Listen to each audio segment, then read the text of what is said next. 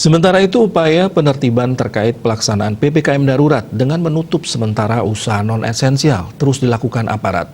Namun tindakan berbeda dilakukan oleh jajaran Polres Badung.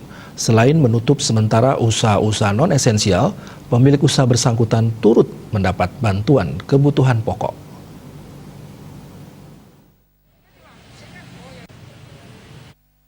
Penertiban pelaksanaan PPKM darurat dengan menutup sementara usaha non-esensial yang masih buka tidak hanya dilakukan di pusat kota.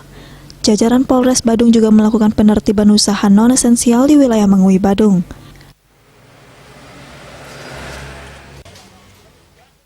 Menariknya, tidak hanya ditutup sementara usaha non-esensial, pemilik usaha mendapat bantuan kebutuhan pokok. Nanti kalau melawan ya malah tambah. Ya saya ngikut aja. Bantuan kebutuhan pokok juga disalurkan kepada warga kurang mampu yang sangat terdampak baik secara ekonomi maupun psikologis akibat penerapan PPKM darurat. Kebijakan PPKM darurat harus dilakukan untuk menekan dan mengendalikan lonjakan kasus COVID-19 di wilayah Jawa dan Bali. Namun tidak dipungkiri kebijakan tersebut sangat berdampak pada kehidupan sosial ekonomi warga. Kita memberikan bantuan sembako yang merupakan kontribusi dari kami, dari Kepolisian Negara Republik Indonesia kepada masyarakat yang membutuhkan dan yang terdampak dengan kebijakan PPKM darurat sesuai dengan perintah Bapak Kapolri.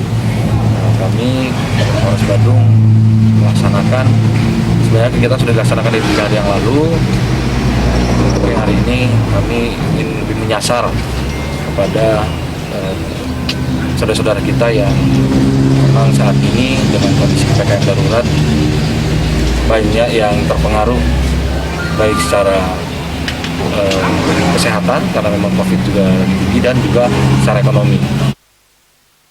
Raiswantara, Bali TV.